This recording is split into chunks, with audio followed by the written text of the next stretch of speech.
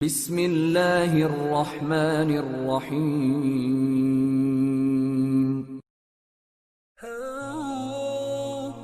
حدیث نبی صلی اللہ علیہ وآلہ وسلم۔ ہرقل شاہ روم نے قریش کے قافلے میں ایک آدمی بلانے کو بھیجا، اور اس وقت یہ لوگ تجارت کے لیے ملک شام گئے ہوئے تھے، اور یہ وہ زمانہ تھا جب رسول اللہ صلی اللہ علیہ وآلہ وسلم نے قریش اور ابو سفیان سے ایک وقتی عہد کیا ہوا تھا۔ جب ابو سفیان اور دوسرے لوگ ہرقل کے پاس ایلیا پہنچے، جہاں ہرقل نے دربار طلب کیا تھا، اس کے گرد روم کے بڑے بڑے لوگ بیٹھے ہوئے تھے۔ ہرقل نے ان کو اور اپنے ترجمان کو بلوایا، پھر ان سے پوچھا کہ تم میں سے کون شخص مدی رسالت کا زیادہ قریبی عزیز ہے؟ ابو سفیان کہتے ہیں کہ میں بول اٹھا کہ میں اس کا سب سے زیادہ قریبی رشتہ دار ہوں۔ یہ سن کر ہرقل نے حکم دیا کہ اس کو میرے قریب لا کر بٹھاؤ اور اس کے ساتھیوں کو اس کی پیٹھ کے پیچھے بٹھا دو۔ پھر اپنے ترجمان سے کہا کہ ان لوگوں سے کہہ دو کہ میں ابو سفیان سے اس شخص کے یعنی محمد صلی اللہ علیہ وآلہ وسلم کے حالات پوچھتا ہوں۔ اگر یہ مجھ سے کسی بات میں جھوٹ بول دے تو تم اس کا جھوٹ ظاہر کر دینا۔ ابو سفیان کا قول ہے کہ اللہ کی قسم، اگر مجھے یہ غیرت نہ آتی کہ یہ لوگ مجھ کو جھٹلائیں گے تو میں آپ صلی اللہ علیہ وآلہ وسلم کی نسبت ضرور غلط کوئی سے کام لیتا۔ خیر، پہلی بات جو ہرقل نے مجھ سے پوچھی وہ یہ کہ اس شخص کا خاندان تم لوگوں میں کیسا ہے؟ میں نے کہا وہ تو بڑے اونچے عالی نسب والے ہیں۔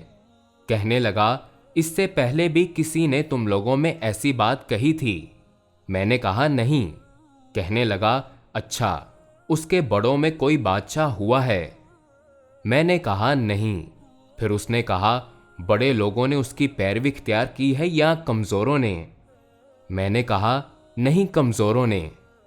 پھر کہنے لگا اس کے تابع دار روز بڑھتے جاتے ہیں یا کوئی ساتھی پھر بھی جاتا ہے؟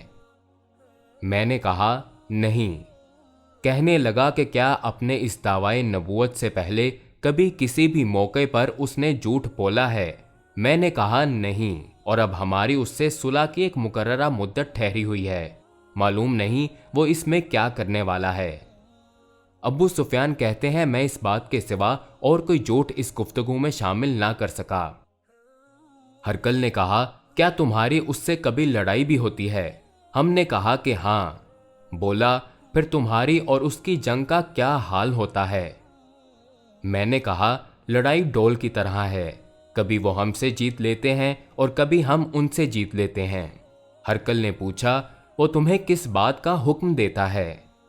میں نے کہا کہ وہ کہتا ہے کہ صرف ایک اللہ ہی کی عبادت کرو، اس کا کسی کو شریک نہ بناؤ، اور اپنے باپ دادا کی شرک کی باتیں چھوڑ دو، اور ہمیں نماز پڑھنے، سچ بولنے، پرہیزکاری اور صلہ رحمی کا حکم دیتا ہے۔ یہ سب سن کر پھر ہرقل نے اپنے ترجمان سے کہا کہ ابو سفیان سے کہہ دے کہ میں نے تم سے اس کا نسب پوچھا تو تم نے کہا کہ وہ ہم میں عالی نسب ہے، اور پیغمبر اپنی قوم میں عالی نسب ہی بھیجے جایا کرتے ہیں۔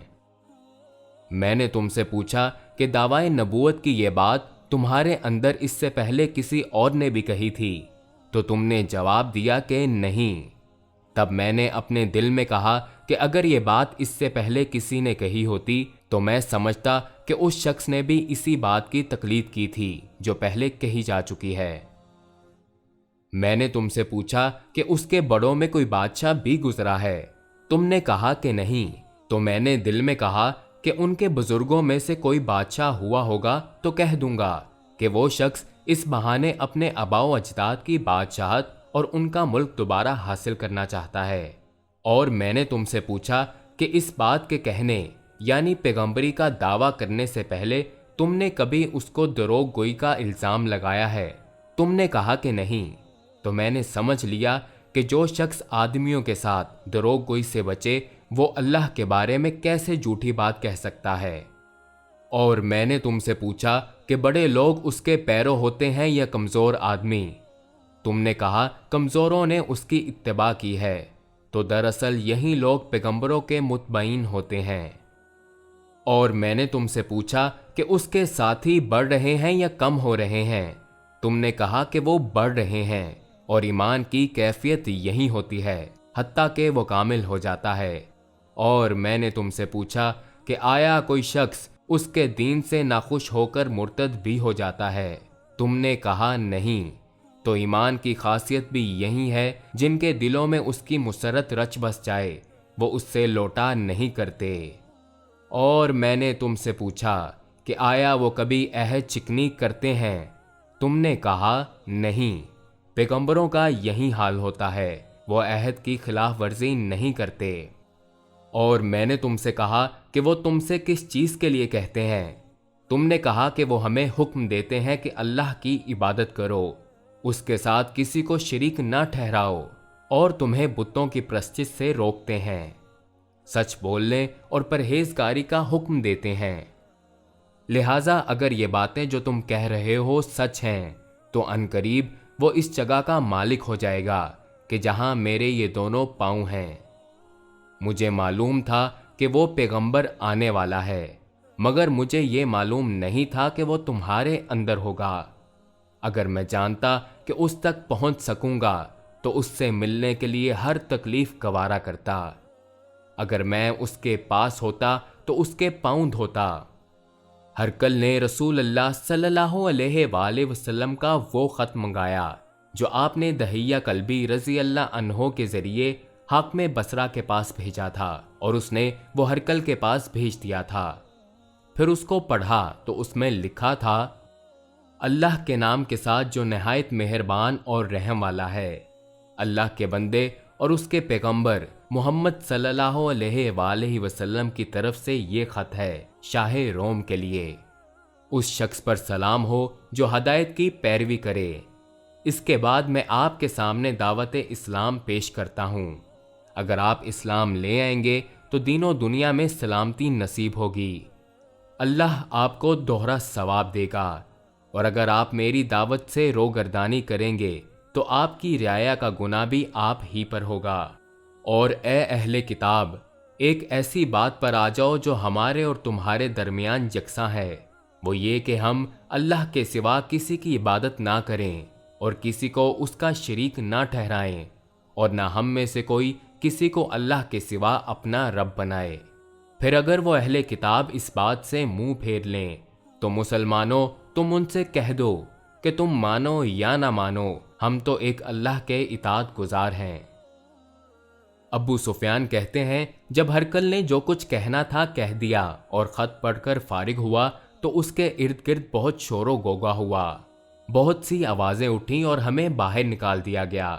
تب میں نے اپنے ساتھیوں سے کہا کہ ابو کبشہ کے بیٹے، نبی کریم صلی اللہ علیہ وآلہ وسلم کا معاملہ تو بہت بڑھ گیا ہے، دیکھو تو اس سے بنی افسر روم کا بادشاہ بھی ڈرتا ہے۔ مجھے اس وقت سے اس بات کا یقین ہو گیا کہ نبی کریم صلی اللہ علیہ وآلہ وسلم عنقریب غالب ہو کر رہیں گے، حتیٰ کہ اللہ نے مجھے مسلمان کر دیا۔ راوی کا بیان ہے کہ ابن ناتور ایلیا کا حاکم، ہرقل کا مصاحب اور شام کے نصاری کا لاٹ پادری بیان کرتا تھا کہ ہرقل جب ایلیا آیا ایک دن صبح کو پریشان اٹھا تو اس کے درباریوں نے دریافت کیا کہ آج ہم آپ کی حالت بدلی ہوئی پاتے ہیں، کیا وجہ ہے؟ ابن ناتور کا بیان ہے کہ ہرقل نجومی تھا، علم نجوم میں وہ پوری مہارت رکھتا تھا۔ اس نے اپنے ہم نشینوں کو بتایا کہ میں نے آج رات ستاروں پر نظر ڈالی تو دیکھا کہ ختنہ کرنے والوں کا بادشاہ ہمارے ملک پر غالب آ گیا ہے، بھلا اس زمانے میں کون لوگ ختنہ کرتے ہیں؟ انہوں نے کہا کہ یہود کے سوا کوئی ختنہ نہیں کرتا، سو ان کی وجہ سے پریشان نہ ہو، سلطنت کے تمام شہروں میں یہ حکم لکھ بھیجیے کہ وہاں جتنے یہودی ہوں سب قتل کر دیے جائیں۔ وہ لوگ انہی باتوں میں مشغول تھے کہ ہرقل کے پاس ایک آدمی لایا گیا جسے شاہ غسان نے بھیجا تھا۔ اس نے رسول اللہ صلی اللہ علیہ وآلہ وسلم کے حالات بیان کیے۔ جب ہرقل نے سارے حالات سن لیے تو کہا کہ جا کر دیکھو وہ ختنہ کیے ہوئے ہے یا نہیں۔ انہوں نے اسے دیکھا تو بتلایا کہ وہ ختنہ کیا ہوا ہے۔ ہرکل نے جب اس شخص سے عرب کے بارے میں پوچھا تو اس نے بتلایا کہ وہ ختنہ کرتے ہیں۔ تب ہرکل نے کہا کہ یہی محمد صلی اللہ علیہ وآلہ وسلم اس امت کے بادشاہ ہیں جو پیدا ہو چکے ہیں۔ پھر اس نے اپنے ایک دوست کو رومیہ خط لکھا اور وہ بھی علم نجوم میں ہرکل کی طرح ماہر تھا۔ پھر وہاں سے ہرکل حمص چلا گیا۔ ابھی حمص سے نکلا نہیں تھا کہ اس کے دوست کا خط اس کے جواب میں آ گیا۔ اس کی رائے بھی نبی کریم صلی اللہ علیہ وآلہ وسلم کے ظہور کے بارے میں ہرکل کے موافق تھی کہ محمد صلی اللہ علیہ وآلہ وسلم واقعی پیغمبر ہیں۔ اس کے بعد ہرکل نے روم کے بڑے آدمیوں کو اپنے حمص کے محل میں طلب کیا اور اس کے حکم سے محل کے دروازے بند کر لیے گئے۔ پھر وہ اپنے خاص محل سے باہر آیا اور کہا، اے روم والو، کیا ہدایت اور کامیابی میں کچھ حصہ تمہارے لیے بھی ہے؟ اگر تم اپنی سلطنت کی بقا چاہتے ہو تو پھر اس نبی کی بیعت کر لو اور مسلمان ہو جاؤ۔ یہ سننا تھا کہ پھر وہ لوگ وحشی گدھوں کی طرح دروازے کی طرف دوڑے مگر انہیں بند پایا۔ آخر جب ہرکل نے اس بات سے ان کی یہ نفرت دیکھی اور ان کے ایمان لانے سے مایوس ہو گیا تو کہنے لگا کہ ان لوگوں کو میرے پاس لاؤ۔ جب وہ دوبارہ آئے تو اس نے کہا، میں نے جو بات کہی تھی اس سے تمہاری دینی پختگی کی آزمائش مقصود تھی، سو وہ میں نے دیکھ لی۔ تب یہ بات سن کر وہ سب کے سب اس کے سامنے سجدے میں گر پڑے اور اس سے خوش ہو گئے۔ بالآخر ہرکل کی آخری حالت یہی رہی۔ صحیح بخاری حدیث نمبر 7۔